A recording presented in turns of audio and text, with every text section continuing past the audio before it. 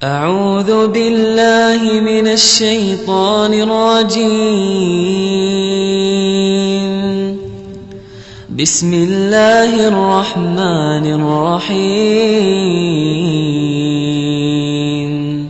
قل هذه سبيلي أدعو إلى الله على بصيرة أنا ومن اتبعني وسبحان الله وما أنا من المشركين আমরা তো জানি যে বৃষ্টি বর্ষণ হয়, আল্লাহ রাসূল বলেছেন যে মূর্খতা বর্ষণ হবে। নেন তাহলে বিষয়টি কেমন হয়ে গেল? অথচ 20 বছর পূর্বে এতটা অঞ্চলে যত শিক্ষিত ছিল এখন তার চেয়ে বেশি বলে আমাদের দাবি। তাহলে আল্লাহ রাসূল মিথ্যা বলেছেন, নাউযুবিল্লাহ মিন যালিক। আল্লাহ রাসূল বলেছেন মূর্খতা বেড়ে যাবে, আর আমরা দেখছি বিদ্যা বেড়ে চলেছে। হিসাব তো আমরা করতে পারলাম না। রাসূলেরটা ঠিক হলে আমাদেরটা মিথ্যে, আর আমাদেরটা সত্য হলে আল্লাহ রাসূলেরটা মিথ্যে। আপনাকে হিসাবে নিয়ে আসেন, তাহলে কোনটা ঠিক হলো?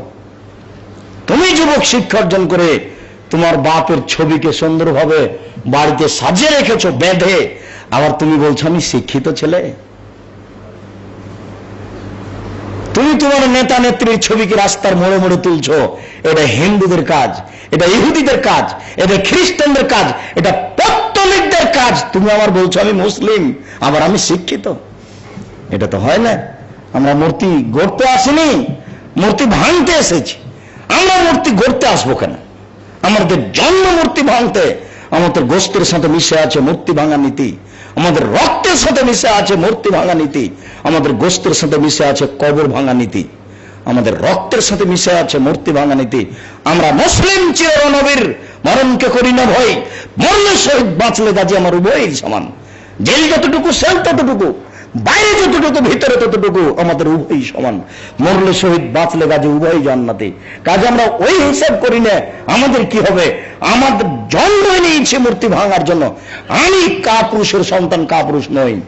আমি নেতা নেত্রীর ছবি রাস্তায় নিয়ে যেতে পারি না, আমি ওটা কাঁধে করবো না, আমি বাড়িতে এটা উঠাবো না।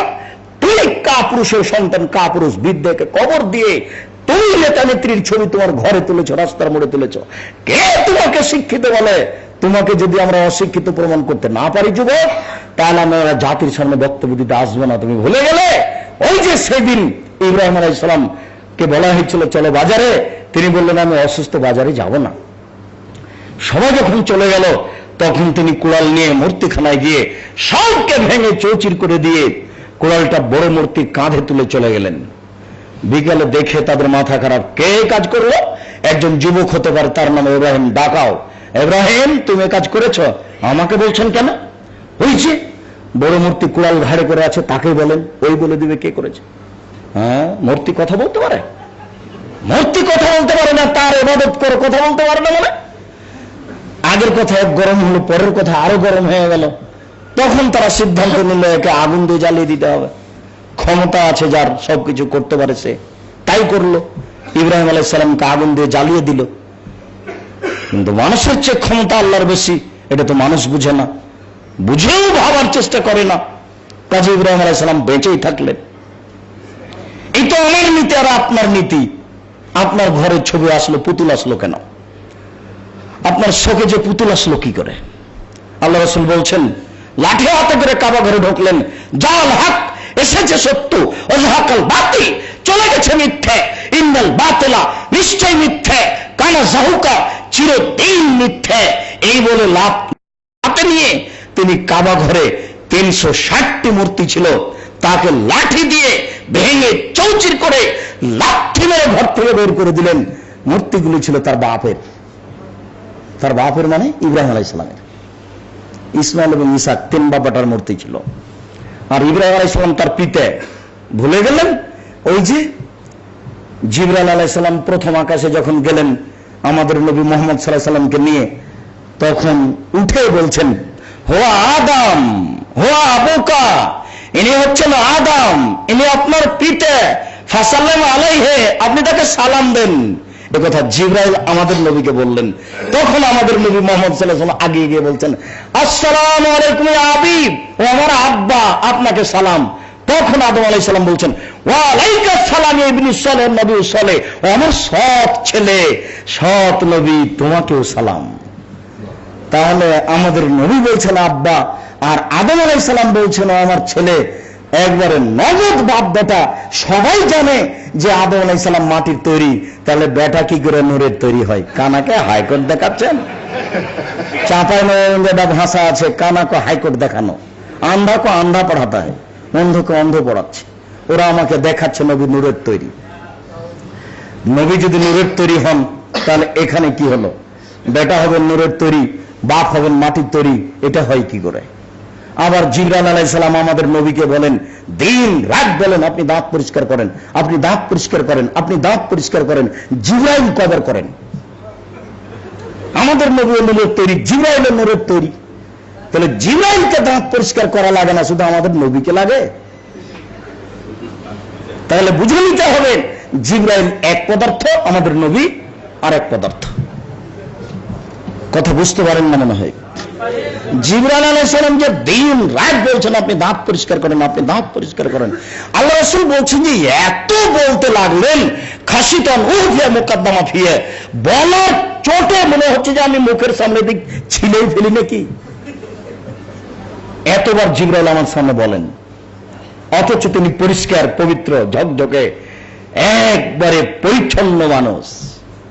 তাহলে মধ্যখানে আপনার কথাটা বলি, আপনি যে দিন রাত পানে জর্দা খান, আপনার মুখের দিকে তাকালে, দাঁতের দিকে তাকালে, চাঁপাইনবাবগঞ্জের ভাষায় এত দাঁত আর মুখটা ঘিনঘিনে হয়ে আছে যে দেখলে রুচি হবে না খাদ্য। তো আপনার সামনে জিবরাইল বা ফেরেশতা আসবেন কি করে? আপনার সিগারেট বিড়ির গন্ধ ফেরেশতা কি করে সহ্য করবেন? আমাদের মুহাম্মদ সাল্লাল্লাহু আলাইহি ওয়াসাল্লামের পবিত্র মুখখান মানবিক মুখ, মানবিক একটা গন্ধ আছে। তাই জিবরাইল বলছেন দাঁত পরিষ্কার করেন, দাঁত পরিষ্কার করেন, আসতে অসুবিধা হয়, মানবিক গন্ধ। তাহলে আপনারটা কি করে হয়? ফেরেশতা কি করে আসতে পারে? এই জন্য আল্লাহ রাসূল বলেছেন পেঁয়াজ মুখে দিয়ে মসজিদে যায় না, ওতে ফেরেশতাদের কষ্ট হয়। পেঁয়াজের একটা গন্ধ আছে, পেঁয়াজের গন্ধ বোঝা যায় কথা বললে পাশ থেকে, আর বিড়ির গন্ধ কত দূরে বোঝা যায়? আর অনেক দূরে। তাহলে একটু পার্থক্য করে দেখেন একটার সাথে আরেকটা। আসলে বিদ্যা মানুষের না থাকলে এরকমই হবে। তখন মানুষ ভুল পথে যেতে যেতে যেতে নিচে নেমে গিয়ে ভুলটাই সত্য। সম্মানিত দিনী ভাই বলছিলাম, তিনি বললেন শিক্ষা দিল, সুন্দর শিক্ষা দিল, শিষ্টাচার শিখিয়ে দিল, সুন্দর শিষ্টাচার শিখিয়ে দিল, তার জন্য ডবল নেকি। সব বিদ্যা সুন্দর নয়, সব শিষ্টাচার সুন্দর নয়। যেটা ইসলামে দেওয়া আছে, আল্লাহ রাসূলের পক্ষ থেকে দেওয়া শিষ্টাচার, সেটা হলো সুন্দর শিষ্টাচার। আর যেটা মানুষের তৈরি করেছে সেটা সুন্দর হলেও তা সুন্দর নয়। আমি বুঝতে পারিনি বলেই তাকে সুন্দর বলেছি, নইলে আমি অসুন্দরটাকে সুন্দর বললাম কেমন করে? সব জায়গাতে আছে সুন্দর আর অসুন্দর, সব জায়গাতে আছে ভালো আর মন্দ। মানুষ না বুঝে একটাকে ভালো বলছে। সবাই প্রায় এখন এক শ্রেণীর মানুষ বাম হাতে খাচ্ছে, চা পান করছে, বাম হাতে মুখে দিচ্ছে, ডান হাতে মনে হয় পেশাব পায়খানা পানি খরচ করে নাকি। আল্লাহ রাসূল বলছেন যে বাম হাত হচ্ছে লিল কাজার, অপবিত্র কিছুর জন্য, আর ডান হাত হচ্ছে ভালোর জন্য। আর এই কথা তিনি বললেন লা ইয়াশরাবান্না আহাদুকুম বিশামালিহি ওয়া লা ইয়াকুলান্না আহাদুকুম বিশামালিহি ওয়া লা ইয়াশরাবান্না বিহা। অবশ্যই অবশ্যই তোমাদের কেউ যেন বাম হাতে না খায়, বাম হাতে পান না করে। কেননা শয়তান বাম হাতে খায়, বাম হাতে পান করে। এটা স্পষ্ট হয়ে গেল। এরপরে এক শ্রেণীর মানুষ বাম হাতে খাচ্ছে, এটাকে বুঝে নিয়েছে এটা একটা শিষ্টাচার। মানুষের বাড়িতে খেতে গেছে, খেতে গিয়ে প্লেটে যা কিছু আছে সব খাবে না, কিছু রেখে দিবে। কেন? কেউ বলতে পারে পেটুক, সব খেয়ে নিয়েছে। এর এটা শিষ্টাচার, কিছু ছেড়ে দিতে হবে। অথচ রাসূল সাল্লাল্লাহু আলাইহি ওয়াসাল্লাম বলছেন যে চেটে খাও প্লেট আর আঙ্গুল। কেন? ইন্নাকুম লা তাদরুনা ফিহিল বারাকা, তোমার জানা নাই কোনটা ভাতে বরকত রয়েছে। তোমার আঙ্গুলে একটা ভাঙা ভাত লেগেছিল, ওটাকে তুমি পানি দিয়ে ধুয়ে ফেলে দিলে, তোমার বাড়ির বরকত চলে গেল। মাসে কোটি টাকা ইনকাম করলেও তুমি বরকত বাড়ি রক্ষা করতে পারবে না। পিস টিভিতে যেটা দেখেছেন পরিবারের আদর্শ, ওটাতে বিস্তারিত দেওয়া আছে আপনার বাড়িতে কিভাবে বরকত আসতে পারে। বরকত ভিন্ন জিনিস, রুজি ভিন্ন জিনিস। এটাকে আমি প্রায় বক্তব্যে বহুবার বলেছি। রুজি ভিন্ন জিনিস, বরকত ভিন্ন জিনিস। রুজি ভিন্ন জিনিস, বরকত ভিন্ন জিনিস। এই রুজি আর বরকতকে লক্ষ্য করে আল্লাহ রাসূল বলেছেন আসল ফিসালাসা, ধ্বংস তিনটা জিনিসে রয়েছে। তার এক নম্বরে বলেছে ফিল মারা, স্ত্রীর মধ্যে ধ্বংস রয়েছে। স্ত্রী যদি আপনার পরিবারে বুদ্ধিমতির পরিচয় না দেয়, তাহলে আপনি যত পয়সা ইনকাম করেন না কেন, আপনার পরিবারে বরকত আসবে না।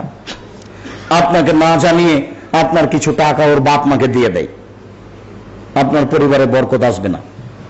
আপনাকে না জানিয়ে আপনি যখন থাকেন না, তখন ওর বন্ধুর সাথে মোবাইলে গল্প করে, ওর বন্ধুর অ্যাকাউন্টেও কিছু টাকা জমা দিয়ে দেয় মোবাইলে। সেও আপনাকে না জানিয়ে মোবাইলে টাকা ঢুকে তার বন্ধুর সাথে কথা বলে, আপনি যখন থাকেন না। হাজারো লক্ষ কোটি নারীর এই অবস্থা। আর মোবাইল তার বাস্তব। আপনিও যেমন, হাজারো পুরুষ আছে, লক্ষ কোটি পুরুষ আছে, যখন স্ত্রী থাকে না তখন আর একজন নারীর সাথে কথা বলে। দুটাই পাল্টাপাল্টি চলছে। বাপ যখন থাকে না, মা যখন থাকে না, তখন ছেলে মেয়ে আর একজনের সাথে কথা বলে। ছেলে মেয়ে যখন থাকে না, তখন বাপ মা আর একজনের সাথে কথা বলে। বিদ্যে নিচে নেমে গেলে এটা হবেই। এটা হলো জাহেলিয়াত, বর্বরতা, মূর্খতা নেমে আসার প্রমাণ। তিনি বললেন যে জাহেলিয়াত, মূর্খতা বর্ষণ হবে। এগুলো মাধ্যম, মূর্খতা বর্ষণ হবে। মোবাইল তার একটা মাধ্যম। মোবাইলে মানুষ অশ্লীল কথা বান্ধবীর সাথে বলতে বলতে এত অশ্লীলে চলে গেছে যে তার একটা বাক্য জনসমাজে বলতে পারবে না, মুখে আনতে পারবে না। কথা মনে হয় আমি আপনাকে বুঝাতে পারলাম না। তাহলে ও মানে দেখেন মূর্খতার কোথায় চলে গেছে। ও যাবেই, নিচে নেমে যাবে। কেন? প্রকৃত বিদ্যা তার কাছে নেই, বিদ্যা তার আর কাজ করে না। যেই বিদ্যা অর্জন করেছে সেই বিদ্যা তাকে ভুল পথে নিয়ে যাচ্ছে। মানুষের ভিতরে আছে একটা নফস, আত্মা, আর একটা আকল। আত্মা সবসময় মানুষকে পাপের আদেশ করে। আমরা তো বিশ্বয়ে, আত্মা সবসময় মানুষকে পাপের আদেশ করে। আল্লাহ বলছেন ঈসুফ আমার একনিষ্ঠ, একমুখী, খালেস বান্দা, এই কথা আল্লাহ বলছেন। আর ঈসুফ আলাইহিস সালাম বলছেন আমরা তো বিশ্বয়ে, আত্মার মানুষকে পাপের আদেশ করে। আমি ঈসুফ বলি না যে আমি নিখুঁত মানুষ। তবে যখন আমাকে জুলাইখা বলল ঈসুফ হাই তালাক, সব দরজা বন্ধ করে দিল। সব দরজা মানে একটা ভিন্ন ধরনের ঘর। তাহলে বোঝা যাচ্ছে ঘরের মধ্যে ঘর, নাহলে সব দরজা কেন আসলো? একটা ঘরে একটাই দরজা হবে, শত দরজা কেন? তাহলে যেহেতু রাজার স্ত্রী, কাজে ঘরের একটা মান আছে। আর তখনকার যারা নেতা, তা বোঝা যাবে। এখন ওই দিল্লি গেলে বাদশাহ শাহজাহানের দেওয়ানে খাস, আর দেওয়ানে আম, আর রঙ্গমহল, আর শীষমহল, আর মমতাজ মহল। ইংরেজেরা 200 বছর হেঁটেছে আর চলেছে, আর দেখেছে মুসলিম নেতৃত্ব। এখন পৃথিবীর মানুষ দেখছে মুসলিম নেতৃত্ব। স্ত্রী মারা গেছে, এর জন্য কবর তৈরি করেছে তাজমহল, আগ্রার তাজমহল। বিষয়টি কোথায় চলে গেছে? সম্মানিত দিনী ভাই, আমি আপনাকে বলছিলাম বিদ্যার বিষয়টি যখন মানুষের কাছ থেকে সরে যাবে, তখন মানুষ এমন একটা ভুল পথে চলে যাবে, সে তার বিদ্যা দিয়ে কোনো কাজ করতে পারবে না। যার এটা তার একটা জাজল্য প্রমাণ। সামাজিক কর্ম তার জাজল্য প্রমাণ, নেতৃত্ব তার একটা জাজল্য প্রমাণ। আল্লাহ রাসূল বলছেন যে এমন মানুষ নেতৃত্ব দিবে, এমন মানুষ নেতৃত্ব দিবে যে ও হবে আর রাজুল তাফে, একেবারে ইতর শ্রেণীর, নিম্ন শ্রেণীর মানুষ। কয়েকদিন আগে বিলের ধারে গামছা পরে খালি পায়ে ছাগল চড়াতো। কয়েকদিন আগে বিলের ধারে খালি পায়ে, গামছা বুঝেন কি? গামছা, গামছা পরে ছাগল চড়াতো। সেই কিভাবে ঢাকা গেল, ঢাকা গিয়ে একটা গাড়ি, ঠেল গাড়ি চালাতো। নিজে পিছন দিক থেকে ঠেলতো আর তার ছেলে আগের দিক থেকে টানতো। কয়দিন পরে দেখা গেল সেই নাকি 10 তলা বাড়ি করেছে ঢাকা শহরে। কয়দিন পরে দেখা গেল সেই নাকি এমপি, সেই নাকি এখন পাক ভারতের প্রধানমন্ত্রী মোদী, সেই নাকি একজন চা বিক্রেতা, গাড়িতে চা বিক্রি করত। তাহলে আল্লাহ রাসূল যা বলেছেন তাই। ইতর শ্রেণীর নিম্ন শ্রেণীর মানুষ নেতৃত্ব দিবেন যখন মানুষের কাছ থেকে বিদ্যে উঠে যাবে। আর এরকম মানুষকে বলবে মানুষ যে সবচেয়ে ভালো মানুষ, আসাদুন নাস, লোকা আপনি লোকা। অধমের সন্তান অধমকে মানুষ বলবে সবচেয়ে ভালো মানুষ। ইতর শ্রেণীর মানুষ সমাজে নেতৃত্ব দিবে। এই কথাটা বলতে গিয়ে রাসূল সাল্লাল্লাহু আলাইহি ওয়াসাল্লাম আরেকটি কথা বলছেন, দেখুন, ইন্না হাযাল আমরা বাদা নবুওয়াতান রাহমা, নেতৃত্ব শুরু হয়েছে নবী দিয়ে, দয়া দিয়ে। সুম্মা একুনু খিলাফাতান রাহমা, এরপরে নেতৃত্ব শুরু হয় খলিফা দিয়ে, দয়া দিয়ে। নবীর নেতৃত্ব চলে না আল্লাহর দয়া ছাড়া। ওমর রাদিয়াল্লাহু তাআলার নেতৃত্ব চলে না আল্লাহর দয়া ছাড়া। এরপরে তিনি বললেন সুম্মা মুলকান আযুজান, এরপরে নেতৃত্ব শুরু হবে জোর যার মুল্ক তার। এই কথা বলার পরে তিনি বলছেন সুম্মা কায়নান উতুওয়ান ওয়া ফাসাদান ওয়া জাবরিয়াতান ফিল আরজ। নেতার গুণ হবে তিনটে। এক, উতুওয়ান, সীমা লঙ্ঘন করে ও নেতা হবেই। দুই, জাবরিয়াতান, যে কোনো মূল্যে হতেই হবে তাকে নেতা। তিন, ফাসাদান ফিল আরজ, জমিনে বিপর্যয় সৃষ্টি করে। বিপর্যয় মানে, এই শোনো, 5 কোটি টাকা থাকলো অমুক অমুককে মারতে হবে, এর মানে হলো বিপর্যয় সৃষ্টি করা।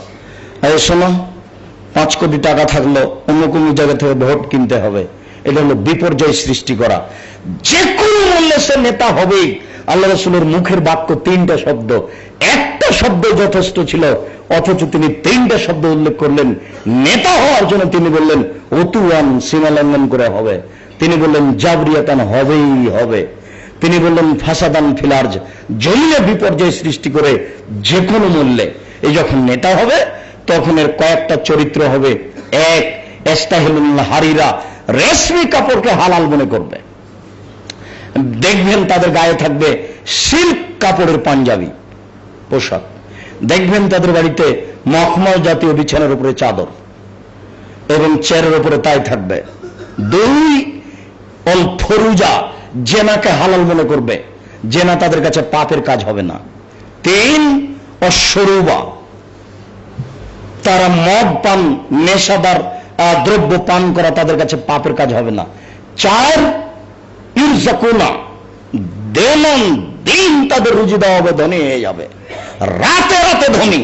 অনসরনা, ধনী হওয়ার জন্য যে কোনো সহযোগিতা পাবে। আপনার ওই ব্যাংকের সব টাকা নিয়ে নিলেও কোনো সমস্যা হবে না, পক্ষে মানুষ পাবে। এই বিদ্যা যখন উঠে যাবে তখন এটা ঘটবে। সম্মানিত দিনী ভাই, এবার একটু শুনুন কিভাবে আল্লাহ তাআলা বলেন বিদ্যার কথা। আল্লাহ তাআলা বলেন কুল হাল ইয়াস্তাবিল আ'মা ওয়াল বাসির, হে নবী আপনি বলুন চক্ষুওয়ালা ব্যক্তি আর অন্ধ ব্যক্তি দুজন কি সমান? আফালা তাতাফাক্কারুন, তোমরা কেন চিন্তা ভাবনা করো না? চক্ষুওয়ালা মানে শিক্ষিত মানুষ, অন্ধ মানে মূর্খ মানুষ। আল্লাহ বলছেন শিক্ষিত মানে চক্ষুওয়ালা আর মূর্খ মানে অন্ধ। আল্লাহ তাআলা বলেন কুল হাল ইয়াস্তাবিল্লাযীনা ইয়া'লামুনা ওয়াল্লাযীনা লা ইয়া'লামুন ইন্নামা ইয়াতাযাক্কারু উলুল আলবাব। হে নবী আপনি বলুন যারা লেখাপড়া জানে তারা আর যারা লেখাপড়া জানে না তারা উভয় কি সমান? উভয় সমান নয়। ইন্নামা ইয়াতাযাক্কারু উলুল আলবাব, নিশ্চয়ই শিক্ষিত মানুষ উপদেশ গ্রহণ করে। এগুলো আল্লাহ বলছেন। উপদেশ গ্রহণ করে শিক্ষিত মানুষ, তাহলে আপনি উপদেশ গ্রহণ করেন না কেন? জাতি উপদেশ গ্রহণ করে না কেন? তাদের কাছে তো বিদ্যা আছে, তারাকে তো আমরা উচ্চ শিক্ষিত বলছি, তাদের পরিবার এমন কেন? আপনাকে আমি বলি, আপনি একজন উচ্চ শিক্ষিত মানুষ, ছেলের ডান দিকে বসে আছেন। আপনার স্ত্রী একজন উচ্চ শিক্ষিতা মহিলা, ছেলের বাম দিকে বসে আছে, মধ্যে ছেলে আছে, ছেলের দুই কানে ইয়ারফোন লাগা আছে, ইন্ডিয়ার গান চলছে। আপনি বলেন আপনারা দুইজন কেমন? তাহলে আপনারা দুইজন বিদ্যা দিয়ে পার্থক্য করতে পারছেন না যে এই কাজটা ঠিক কি বেঠিক। তাহলে আপনাদের উপদেশ গ্রহণ করার কোন প্রশ্নই আসে না। আল্লাহ তাআলা বলছেন, মা ইয়াস্তাবিল আমা ওয়াল বাসীর ওয়ালা যিল্লু ওয়ালাল হারুর ওয়ালা যুলমাতু ওয়ালান নূর ওমা ইয়াস্তাবিল আহয়া ওয়াল আমওয়াত। অবাক হবেন আপনি, চারটে কথা আল্লাহ তাআলা একসাথে উল্লেখ করছেন। এই ছেলেরা যারা পিছন দিকে একটু হাঁটাহাঁটি করছে, তোমরা তাদের সহযোগিতা করো। তারা তো কথা বুঝতে পারছে না। তোমরা যারা দায়িত্ব পালন করছো তারা খুব সতর্ক থাকো। আর তোমরা বেশি হাঁটাহাঁটি করে পরিবেশ নষ্ট করো না। জরুরি প্রয়োজন ছাড়া তোমরা স্থান ত্যাগ করবে না। আর সম্মানিত দিনী ভাই, আপনারা খুব খেয়াল করবেন আপনার পাশ থেকে কোনো বাচ্চা যেন উঠে না যায়। ওর তো আর এসব করার প্রয়োজন নেই, সে বুঝেও না। দেখেন, এক, আল্লাহ তাআলা বলেন অন্ধ মানুষ আর চক্ষুওয়ালা মানুষ দুটো সমান নয়। হুবাহু আল্লাহ মূর্খ মানুষকে অন্ধ বলছে, এই ভাবি বলেছে, আর শিক্ষিত মানুষকে চক্ষুওয়ালা বলছেন। এক। দুই, তিনি বলছেন ওয়ালা যিল্লু ওয়ালাল হারুর, রৌদ্র আর ছায়া সমান নয়। রৌদ্র মানে মূর্খ মানুষ, ছায়া মানে শিক্ষিত মানুষ। তিন, ওয়ালা যুলমাতু ওয়ালান নূর, আলো আর অন্ধকার সমান নয়। আলো মানে শিক্ষিত মানুষ আর অন্ধকার মানে অশিক্ষিত মানুষ। চার, ওমা ইয়াস্তাবিল আহয়া ওয়াল আমওয়াত, মরা দেহ আর জীবিত দেহ দুটো সমান নয়। যদি এদেশের এক শ্রেণীর মানুষ মনে করছে মরা দেহ কাজ করতে পারে, নইলে কবরের কাছে চাই কি করে? কবরের কাছে চাই কি করে? সেদিন বলছিলাম, ওই যে আপনার দেশের একজন কবি মারা গেল, বছর বা তারও কিছুদিন বেশি হচ্ছে, তো দেশের লোক সবাই তার কবরে ফুল চাপাচ্ছে। চাপাতে চাপাতে ওরা বলছে কবরকে ফুল দিয়ে সিক্ত করলো, কবরকে ফুল দিয়ে সিক্ত করলো, ঠান্ডা করলো। ও বেদিন, আল্লাহকেই মানে না, ওকে হয়তো ফেরেশতা মেরে একাকার করে দিল। আর উপর থেকে অশিক্ষিত মানুষগুলি বলছে যে ফুল দিয়ে তাকে সিক্ত করলো। তার মানে তার হিতাহিত জ্ঞান নেই, তার বোধগম্য নেই, তার বোধোদয় নেই। বিদ্যা তো দূরের কথা, তার হিতাহিত জ্ঞানী নেই যে আমার ফুল দিয়ে কোনো কাজ হবে কিনা, সিক্ত কথাটা আমার এখানে প্রযোজ্য হবে কিনা, তার হিতাহিত জ্ঞানী নেই। বিদ্যা তো বহু দূরের কথা। এইরকম মানুষকে যদি আমরা মূর্খ প্রমাণ করতে না পারি, জাতির সামনে আমরা আসবো না। এই কথা আমরা 18 বছর থেকে বলছি, একদিন দুদিন থেকে বলিনি, 18 বছর থেকে এসব বাক্য ব্যবহার করছি। তিনি বলছেন মরা দেহ আর জীবিত দেহ এক নয়। মরা দেহ মূর্খ মানুষ আর জীবিত দেহ শিক্ষিত মানুষ। আল্লাহ তাআলা শিক্ষার এভাবে দৃষ্টান্ত পেশ করলেন। তাহলে আপনি দেখেন আল্লাহ শিক্ষাকে কত প্রাধান্য দেন। কোরআন মাজিদে যেখানে সেখানে আল্লাহ বলছেন আফালা তাতাফাক্কারুন, তোমরা কেন চিন্তা করো না। যেখানে সেখানে বলছেন আফালা তাতাদাব্বারুন, কেন তোমরা গভীর ভাবে যে বিষয়টি ভাবো না। যেখানে সেখানে বলছেন যে লা ইয়াকিলুন, তারা বিদ্যা চর্চা করে না। আল্লাহ তাআলা বলছেন অতিলকাল আমসাল নাজরিবুহা লিন্নাস লা ইয়াকিলুহা ইল্লাল আলিমুন। সারা পৃথিবীতে অসংখ্য দৃষ্টান্ত আমি পেশ করেছি, একমাত্র শিক্ষিত মানুষ সেগুলি বুঝবে। এখানে আল্লাহ শিক্ষিত মানুষকে প্রাধান্য দিচ্ছেন। সূর্য কিভাবে আসে চলে যায় এটা শিক্ষিত মানুষ বুঝবে। চন্দ্র কিভাবে বাড়ে কমে এটা শিক্ষিত মানুষ বুঝবে। কয়েকদিন মুরগিতে ডিমটা তা দিল, ডিমটাতে তারপরে এই ডিমের ভিতর থেকে একটা বাচ্চা বের হয়ে আসলো, এটা শিক্ষিত মানুষ বুঝবে। তুত গাছ গরুতে খেলে গোবর হবে, হরিণে খেলে কুস্তুরি হবে, পলু পোকাই খেলে রেশমি সুতা হবে, এটা কে বুঝবে? একটা পাতা 3 প্রাণী খেলে 3 জিনিস হয়, এটা শিক্ষিত মানুষ বুঝবে। তাই তো আল্লাহ বলছেন, কত নিদর্শন আমি পেশ করলাম পৃথিবীতে, জ্ঞানী মানুষ ছাড়া কেউ বুঝবে না। একথাই তিনি বলছেন, ইন্নামা ইয়াখশাল্লাহ মিন ইবাদিহিল উলামা, নিশ্চয় একমাত্র জ্ঞানী মানুষই আল্লাহকে ভয় করে। তাহলে যারা শিক্ষা অর্জন করার পরে সর্বদা অন্যায় লিপ্ত আছে, আপনি বলেন ও আল্লাহকে ভয় করে? এ কথা তো ঠিক নয়। করে না, করে না মানে তার কাছে বিদ্যা নেই। আল্লাহ বলছেন নিশ্চয় অবশ্যই অবশ্যই শিক্ষিত মানুষই আল্লাহকে ভয় করে। তাহলে যারা শিক্ষা অর্জন করার পরে দিন রাত অন্যায় করছে, তারা শিক্ষিত মানুষ নয়। নইলে তারা এটা করছে কেন?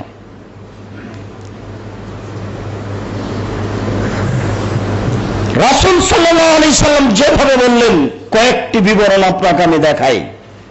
কিছু ফজিলতপূর্ণ বিবরণ আর কিছু স্বাভাবিক বিবরণ। তিনি বলছেন, সুয়লা রাসূলুল্লাহ সাল্লাল্লাহু আলাইহি সাল্লাম আন রাজুলাইনে কানা ফি বানি ইসরাইল, বানি ইসরাইলের যুগে 2 জন লোক ছিল। 2 জন লোক সম্পর্কে রাসূলকে জিজ্ঞাসা করা হলো। 2 জনের একজন হচ্ছে আলেম, ইসাল্লিল মাকতুবা সুম্মা ইয়াজলিসু ইয়ালমু নাসাল খায়রা। একজন মানুষ ফরজ সালাত আদায় করত, শুধু ফরজ, নফল পড়তো না, তাহাজ্জুদ পড়তো না, এরপরে বসে যেত মানুষকে শিক্ষা দিত। ওয়াল আখার, অপরজন ইসাল্লিল লাইলা ওয়া ইয়াসুমুন নাহারা, রাতে তাহাজ্জুদ পড়তো আর দিনে সিয়াম পালন করত। এটা ছিল তার নিয়মিত নীতি। রাতে সিয়াম থাকতো, যেটা বললাম আপনাকে ইবাদতের জগতে সবচেয়ে দামি ইবাদত। দিনে এটা করত আর রাতে তাহাজ্জুদ পড়তো, যেটা আপনাকে বললাম আল্লাহকে ডাকার সবচেয়ে বড় মাধ্যম। মনে থাকবে কি আল্লাহকে ডাকার সবচেয়ে বড় মাধ্যম কি? সালাত। আর আল্লাহকে সন্তুষ্ট করার সবচেয়ে বড় মাধ্যম সিয়াম। এই লোকটা 2টা কাজ করত। আল্লাহ রাসূলকে জিজ্ঞাসা করা হলো, আইয়ুহুমা আফজাল, এই 2 জনের উত্তম কে?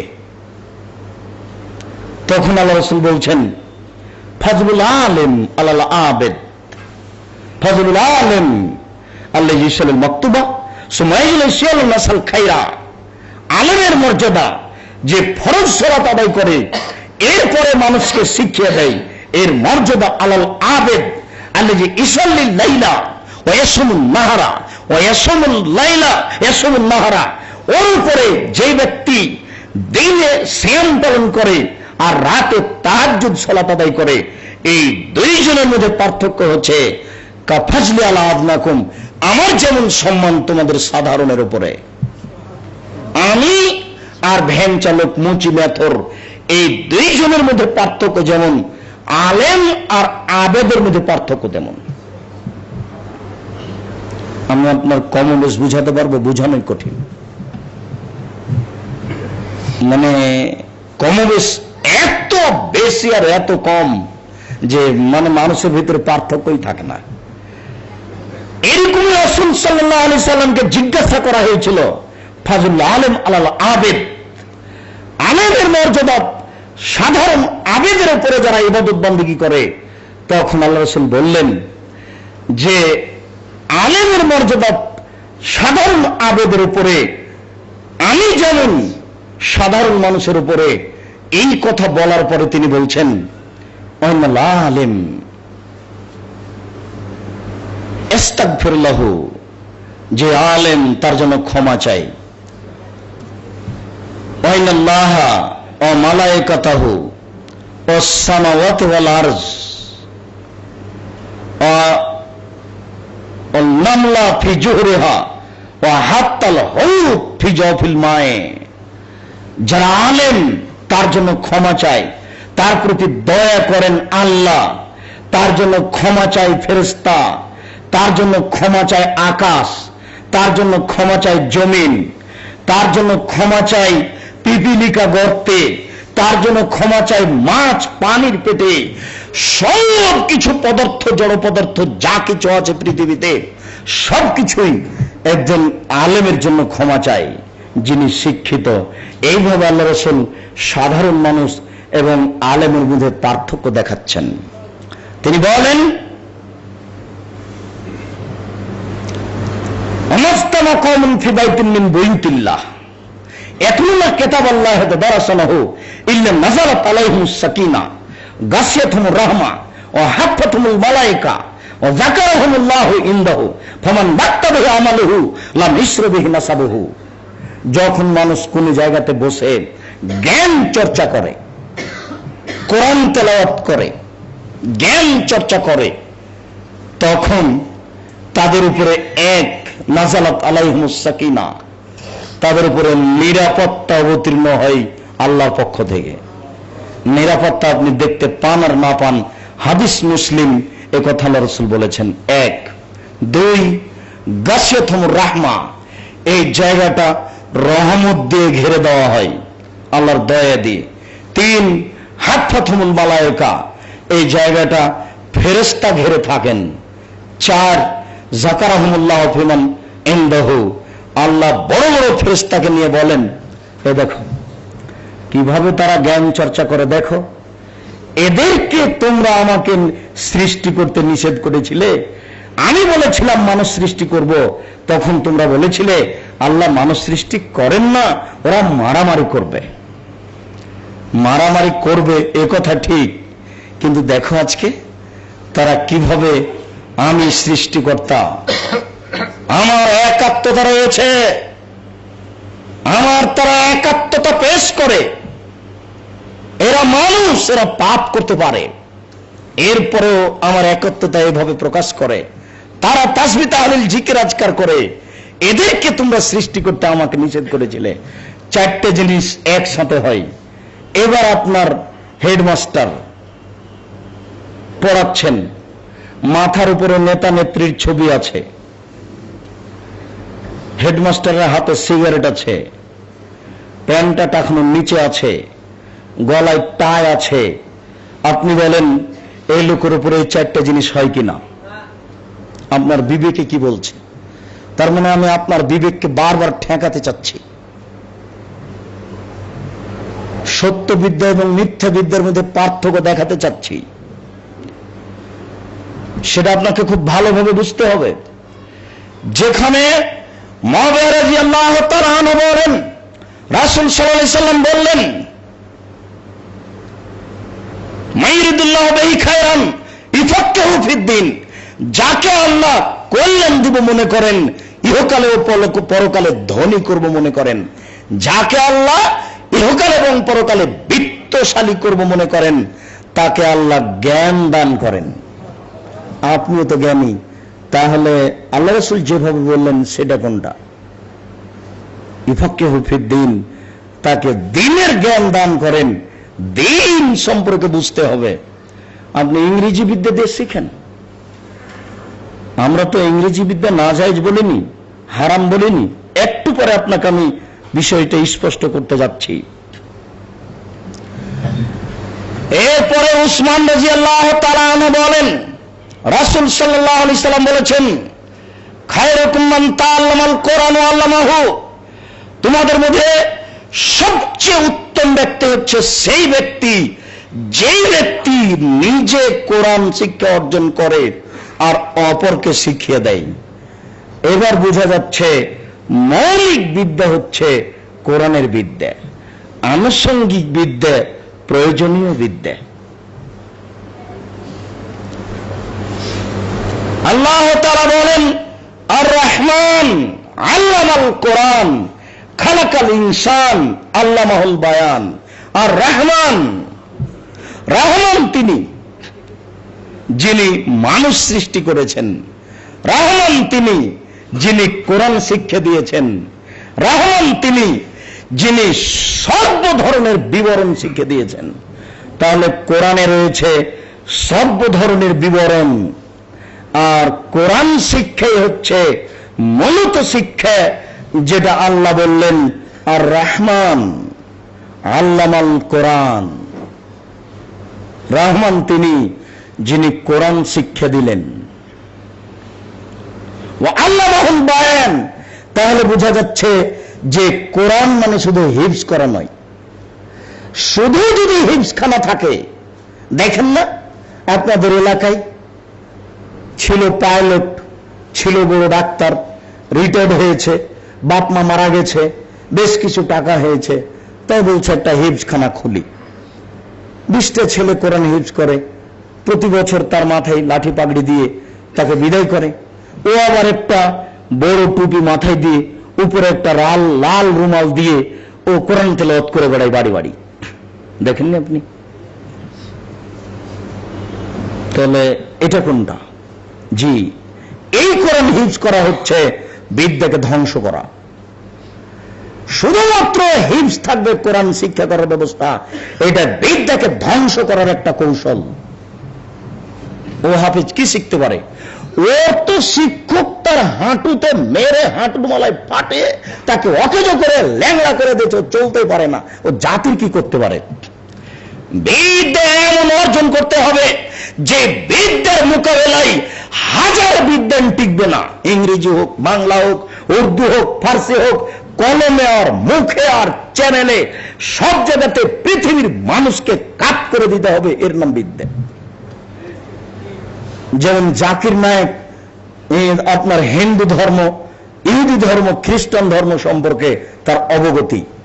এই 3-4টা ধর্মের যে কোনো মানুষ তার কাছে গেলে ও যদি একটা দলিল পেশ করে, জাকির নায়েক হাজারো দলিল পেশ করবে, একবারে ও ডুবে যাবে, যেটা আপনারা বাস্তব দেখছেন।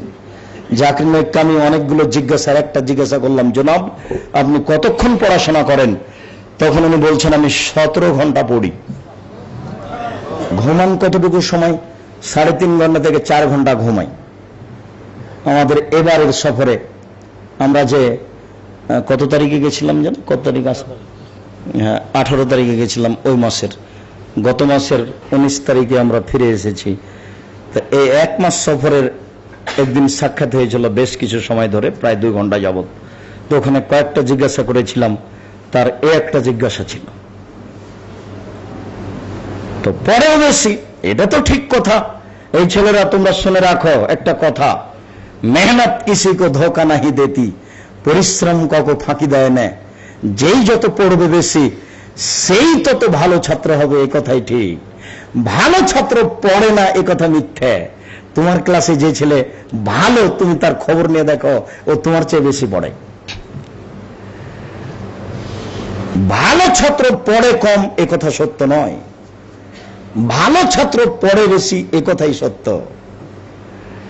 তুমি যে বলছো যে দুরন্ত ডানপিটা আবুল কাসেম ফজলুল হক একদা বইগুলি টেবিল থেকে নিচ্ছে আর ছুড়ে মারছে, পিতা বললেন কি বাবা রাখবো, এভাবে বই তুমি হাতে ধরছো আর ছুড়ে মারছো কেন? আব্বা এসব বই দিয়ে কি হবে? কেন? এসব বই তোমার পড়া হয়ে গেছে, বলো তো দেখি 20-30 পাতায় কি আছে, 40 পাতায় কি আছে? হুবহু ছেলে বলতে লাগলো। তখন পিতা বললেন হ্যাঁ, তুমি একদিন মানুষের মতো মানুষ হবে। আমি বুঝলাম যে ফজলুল হক খুব ব্রেনিয়ান, কিন্তু ও তো বলছে যে সব বই দিয়ে কি হবে, মানে পড়া হয়ে গেছে। ও কি না পড়েই বলছে যে আমার পড়া হয়ে গেছে? তো বলছে 20 পাতায় কি আছে, 30 পাতায় কি আছে, তার মানে পড়া হয়ে গেছে।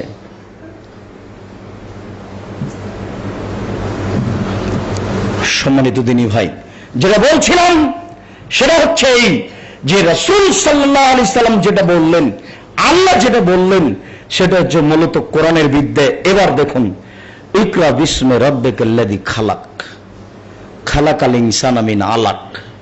বিদ্যা কিভাবে শুরু হবে? মানুষ রচিত বিদ্যা আর আল্লাহ প্রদত্ত বিদ্যা। মানুষ রচিত বিদ্যা শুরু হয়েছে একদম বাগডুম ঘোড়াডুম সাজে, ঢাক ঢোল ঝাঁঝর বাজে। এটা হলো মানুষ রচিত বিদ্যা। মানুষ রচিত বিদ্যা 0 থেকে শুরু হয়েছে। তার মানে আপনি যদি প্রথম অন পাস হন, তাহলে আপনার শিক্ষক 0 পাস। আপনি যদি প্রথম 5 পাস হন, তাহলে আপনার শিক্ষক 4 পাস। আপনি যদি প্রথম ম্যাট্রিক পাস হন তাহলে আপনার শিক্ষক 9 পাস, যে আপনি যদি প্রথম ইন্টার পাস হন তাহলে আপনার শিক্ষক ম্যাট্রিক পাস, আপনি যদি প্রথম MA পাস হন তাহলে আপনার শিক্ষক BA পাস।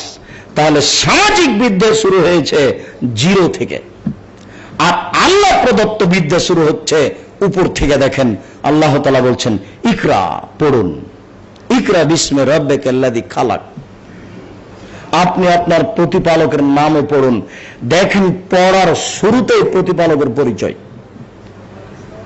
আমাদের ছেলেরা প্রতিপালকই চিনল না, ও পড়াই চিনল না, তাহলে সে বিদ্যা প্রকৃত বিদ্যা হয় কি করে?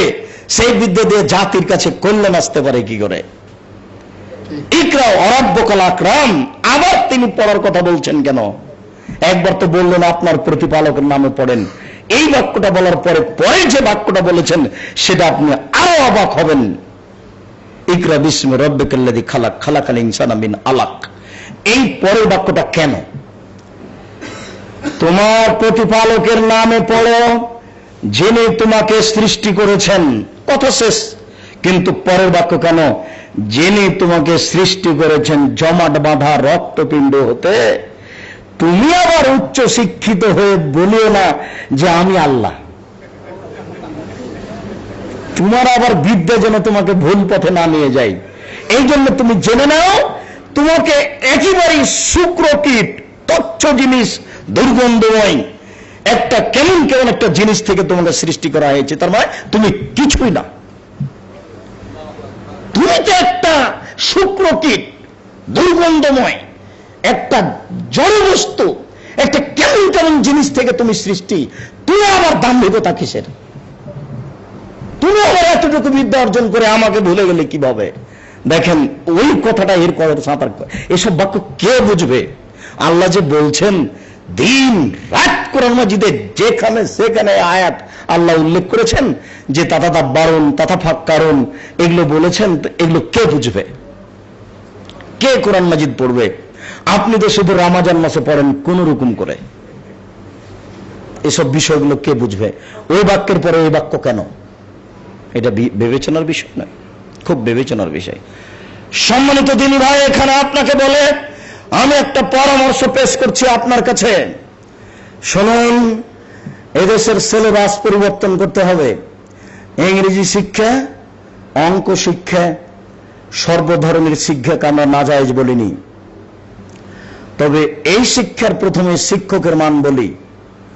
যিনি ইংরেজি শিক্ষা দিবেন বিশ্ববিদ্যালয়ে, তার সেই বেতন যদি হয় 50,000, তাহলে যিনি কোরআন শিক্ষা দিবেন তার বেতন হতে হবে 1 লক্ষ। এটা হতে হবে। এরপরে আপনার সাবজেক্ট হলো অঙ্ক, ঠিক আছে? মূল সাবজেক্ট আপনার এটাই, এটা হবে 50 মার্কের। এর সাথে একটা কোরআন শিক্ষা থেকে যাবে, ওটা হবে 100 নম্বরের। কিন্তু আপনার মূল সাবজেক্ট অঙ্ক। আপনার কোরআন সাবজেক্ট যদি ফেল হয় তাহলে আপনি কৃতকার্য হতে পাবেন না। আপনি দিনরাত অঙ্কই পড়েন, কিন্তু তার সাথে আপনার জরুরি একটা সাবজেক্ট থাকবে আরবি, কোরআন, যেটা চর্চা হতে হবে। বেকারনেসা স্কুলে, যে কোনো স্কুলে ভর্তি হওয়ার জন্য 1 নম্বর সাবজেক্ট হবে কোরআন। যদি ও কোরআনে পাস করে বাকি সাবজেক্টগুলি এলাও হবে, যদি কোরআনে পাস না করে তাহলে বাকি সাবজেক্টগুলি গ্রহণীয় হবে না। প্রত্যেকটা সাবজেক্টের সাথে কোরআন থাকবে জরুরি। এরকম সিলেবাস সামাজিক শিক্ষার সাথে যতদিন পর্যন্ত না এসেছে ততদিন পর্যন্ত মানুষ কোরআনকেও হিসাব করতে পারবে না, ধর্মকেও হিসাব করতে পারবে না, শেষ পর্যন্ত হবে জীবনটা তার বৃথা। সম্মানিত দিনী ভাই, আজকের যে অনুষ্ঠানটা, যেটা আপনারা অবগত, এটা একটা শিক্ষা প্রতিষ্ঠানের পক্ষ থেকে অনুষ্ঠান। আপনাদেরকে এখানে যেমন ভাবে সুন্দর করে কোরআন পড়ানো, কোরআন মুখস্থ করানোর ব্যবস্থা করা হয়েছে, তেমনি ভাবে কোরআনে আল্লাহ তাআলা কি বলছেন এই বিষয়টি যেন জানতে পারেন তার একটা পরিকল্পনা করা হচ্ছে। ভারত, বাংলাদেশ, পাকিস্তানে ইসলামকে টিকিয়ে রাখার একটি বড় মাধ্যম কওমি বেসরকারি, যাকে বলা হয় খারিজি প্রতিষ্ঠান। যে প্রতিষ্ঠানে শিক্ষা অর্জন করে কোর্ট কাচারিও চালাতো, অফিস আদালতও চালাতো, তারা মাদ্রাসা মক্তব্য চালাতো। যত ইংরেজ 190 বছরে এদেশে এসেছে, তার মধ্যে সবচেয়ে বদ খেয়ালের মানুষ ছিল ক্লাইভ। সে ভেবেছিল যে বিদ্যা তুলে দিতে হলে কি করা যায়, অতএব সিলেবাসে হাত লাগাতে হবে। ওই সিলেবাসই বাতিল। সিলেবাস বাতিল করে দিয়ে স্তর নির্ণয় করলো। এগুলো হচ্ছে ক্লাইভের এনজিও। এই স্কুলের এনজিও আপনি মনে রাখবেন। এখন বাংলাদেশের মাটিতে কয়েক হাজার এনজিও রয়েছে, যেমন ঠ্যাংমারা, ব্রাক, আশা, গ্রামীণ, এগুলো এনজিও বটে, কিন্তু বর্তমান শিক্ষা প্রতিষ্ঠান যেগুলো দেখছেন সেটা এনজিও, তবে অনেকদিন আগেকার। এই জন্য আপনি ভুলে গেছেন যে এটা মনে হয় এনজিও নয়, এটাই মনে হয় শিক্ষা। জি না, এটাই যদি শিক্ষা হয় তাহলে এখান থেকে যে পড়ে তাকে মিস্টার বলে কেন, মাদ্রাসা থেকে যে পড়ে তাকে মোল্লা বলে কেন? এটা তো ওদের হিসাব, বুঝতে পারছেন না? ওই হিসাব আজও থেকে গেল। আজও কোর্ট কাচারিতে আপনার কোনো বাংলা ভাষা চলে না, ইংরেজি চলে। অফিস আদালতে, বিমানবন্দরে সব ইংরেজি, বাংলা ভাষা চলে না। কলিকাতার একজন হিন্দু মহিলা আমার সামনে বসে আছে, দিল্লি থেকে আসছি কলিকাতা, এই সেই দিন রাজধানী ট্রেনে, সবচেয়ে উন্নত মানের ট্রেন হচ্ছে রাজধানী, খাওয়া দাওয়ার ব্যবস্থা রয়েছে। তো একজন পাশের মহিলা পার্টনার, ও তাকে জিজ্ঞাসা করছে, তো ও বাংলায় কথা বলছে। তখন আমি বুঝতে পারলাম যে বাঙালি। সুদূর দিল্লি থেকে চলে আসছে পাটনা পর্যন্ত, আমি বুঝতে পারিনি।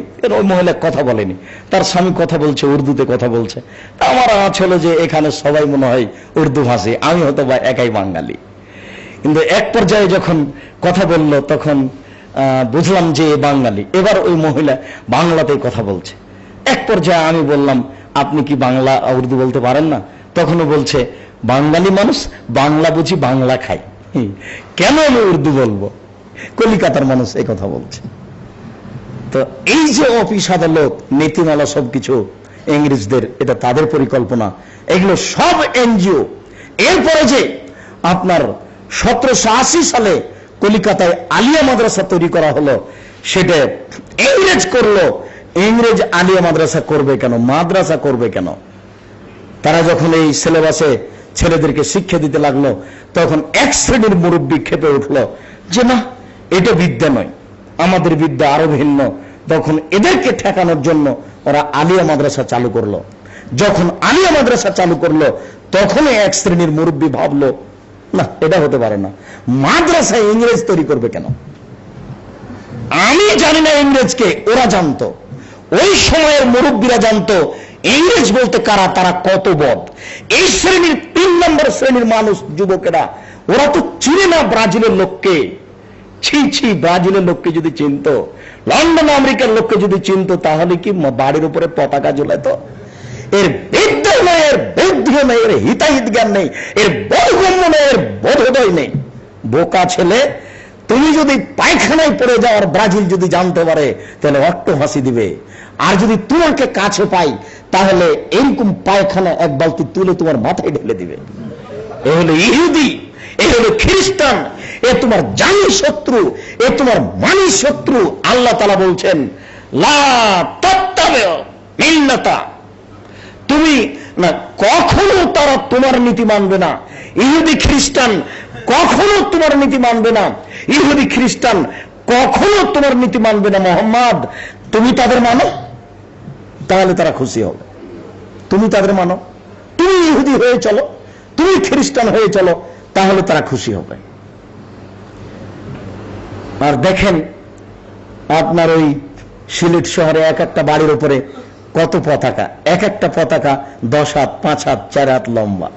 মানে বিবেক বুদ্ধি কমতে কমতে কমতে পায়খানায় ঢুকে গেছে, মানে কত নিচে চলে এসেছে। পতাকা কার এটাও জানে না, এটাই তার জানা নাই। ওই সময়তে এই মুরব্বী যারা পড়াশোনা জানে না, সাধারণ, যারাকে মুন্সি বলা হয় তারা জানতো ইংরেজকে। এই জন্য বলেছিল অসম্ভব হতে পারে না, এই মাদ্রাসা করবে কেন, ওরা আমাদেরকে ধ্বংস করার জন্য করেছে, ওর মধ্যে ক্ষতি আছে। আজও যেদিন টাইটেল পরীক্ষা, কামিল পরীক্ষা বাংলাদেশের মাটিতে হয়, সেদিন সমস্ত পায়খানা ঘর থেকে তাফসিরের পাতা যদি এক জায়গাতে করা হয়, যেগুলো ছেলেরা নকল করার জন্য তাফসির হাদিস কোরআনের পাতাকে পায়খানায় ফেলে চলে এসেছে, ছেলেরা হাদিস তাফসিরের পাতাকে উড়ু গানের সাথে ভিতরে ঢুকিয়ে বসে এগুলো লিখছে, এগুলো সব জমা করলে কয়েক ট্রাক হবে। তারা যদি কোরআন মাজিদ পায়খানায় ফেলে দেয়, তাহলে তারা জানতো মুসলমানকে, বিশেষভাবে জানতো তারা হাত যারা উপরে উঠায়। কেন?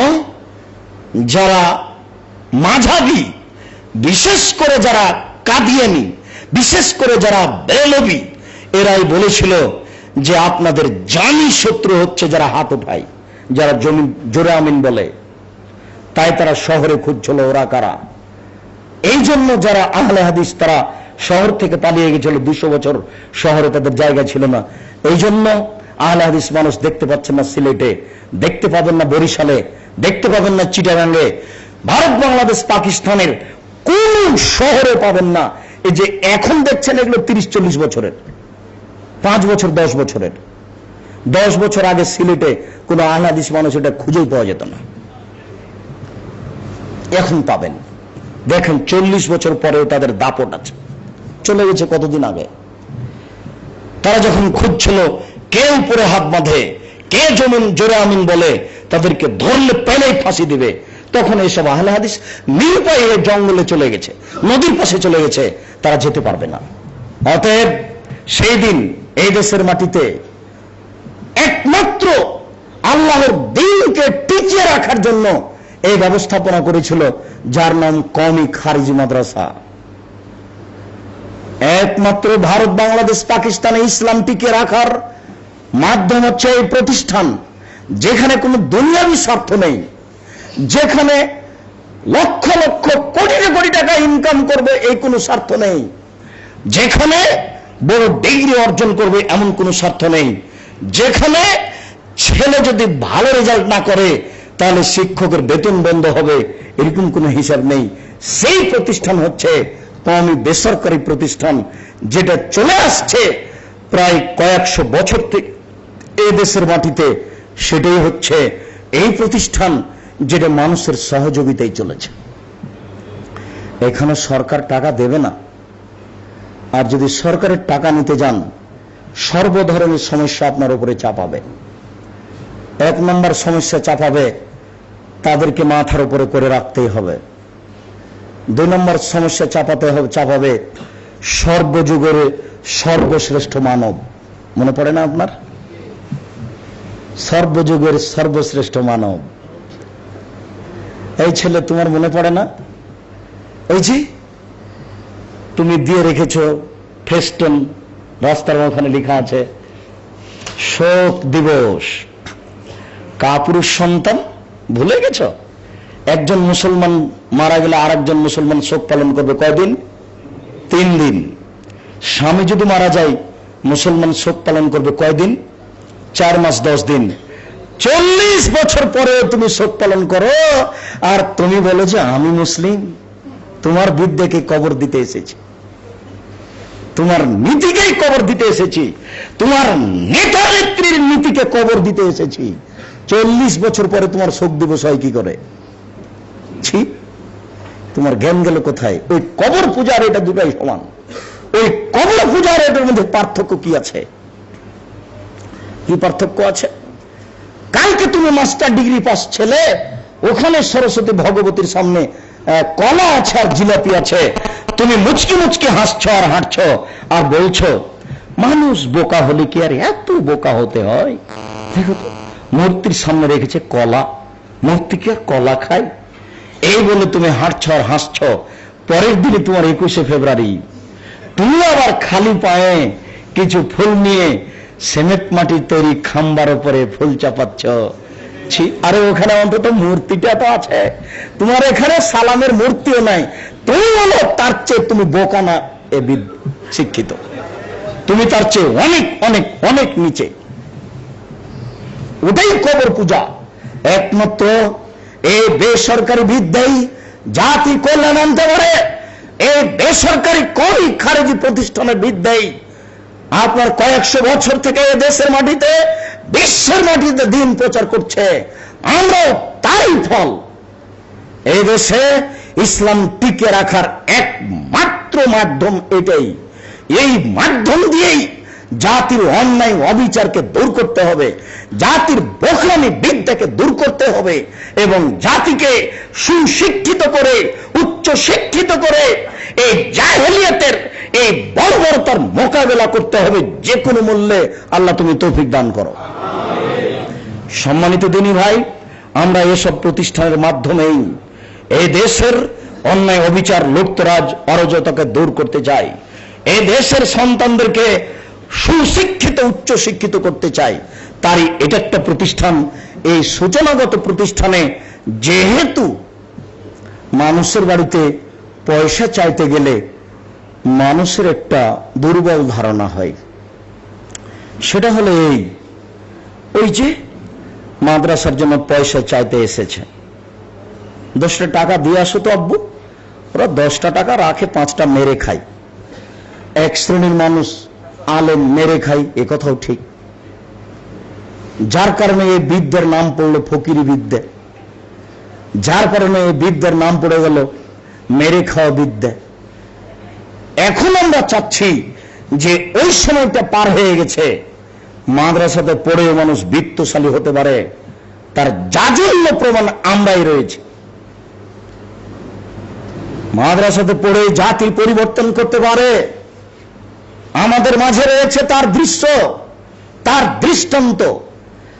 জাতিকে পিছনে পিছনে নিয়ে আসা যেতে পারে।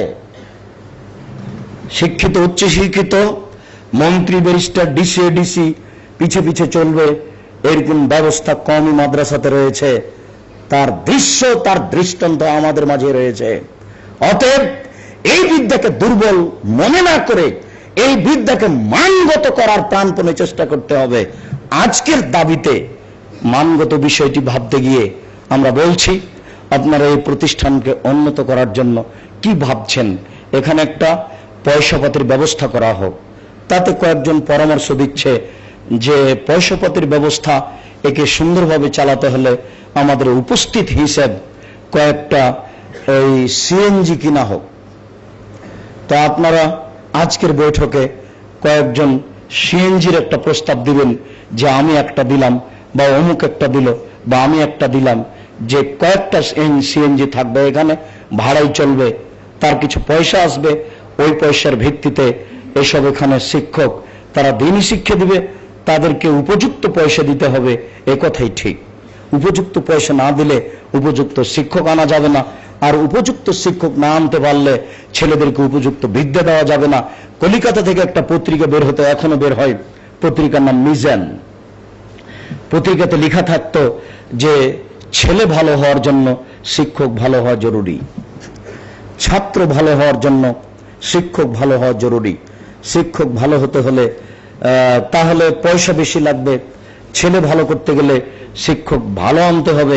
অতএব আমাদের পক্ষ থেকে আপনাদের উপরে দাবি থাকছে, আপনারা কয়েকটা আজকের পরামর্শ বৈঠকে সিএনজির ব্যবস্থা করেন, যাতে করে এটা সুন্দর হয়ে চলবে।